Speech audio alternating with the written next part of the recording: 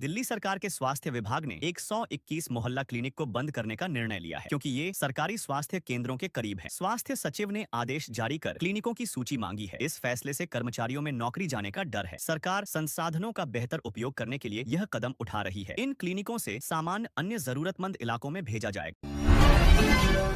आगे की न्यूज देख लेते हैं कि दिन दहाड़े यूपी के प्रयागराज पेट्रोल पंप पर रोडवेज चालक के कपड़े फाड़े कुछ लोगों के बीच बहस हो जाती है और ये बहस लड़ाई में बदल जाती है। लड़ाई के दौरान उसके कपड़े फट जाते हैं और इसी बीच लड़ाई दंगा बढ़ता ही जाता है। फिर वह लड़ाई शांत हो जाती है, लेकिन होना तो कुछ और ही था जब 1 घंटे बाद वह फिर आते हैं और ईंट पत्थर से उसे मारने लगते हैं और उस रोडवेज चालक की मौके पर ही मौत हो जाती है।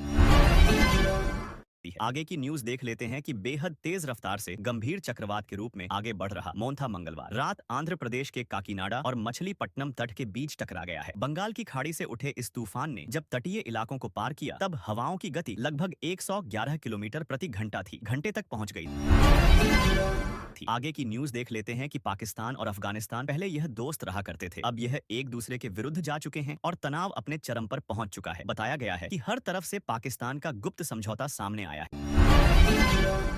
आगे की न्यूज देख लेते हैं कि साइक्लोन मंथा ने देवी मध्य खाड़ी में गहराई पकड़ ली है, जो अब आंध्र प्रदेश ओडिशा तट की ओर बरक रहा है। भारी बारिश व तेज हवाओं की चेतावनी जारी है। तटीय जिलों में बचाव तैयारी तेज हुई।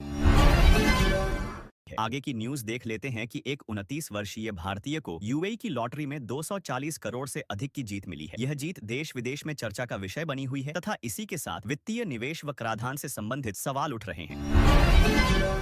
आगे की न्यूज देख लेते हैं कि 3 IATLAS नामक अंतरिक्षीय धूमकेतु 29 अक्टूबर को सूर्य के सबसे समीप होगा। वैज्ञानिक इसे अंतरिक्षीय पदार्थ और सूर्यमंडलीय प्रक्रिया समझने के लिए महत्वपूर्ण मान रहे हैं।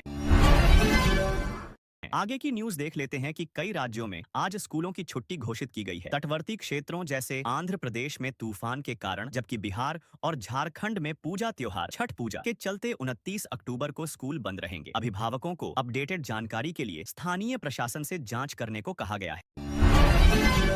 आगे की न्यूज देख लेते हैं कि अब एक बार फिर राजस्थान में बस में आग लगने से 3 यात्रियों की मौत हो गई। इसी महीना में अब तक 3 बड़े बस हादसे हो चुके हैं। ये बस हादसों से अब तक लगभग 50 यात्रियों से अधिक की जान जा चुकी है। और बस में आग लगने से पहला राजस्थान का जैसलमेर, जहां बस में आग लगने से 27 लोगों की मौत हुई। फिर आंध्र प्रदेश का कोहिनूर, जहां बस में आग लगने से 20 यात्री आदमी को मार दिया। अब राजस्थान की जयपुर में रिली पर बस में आग लगती है, 3 लोगों की मौत हो जाती है।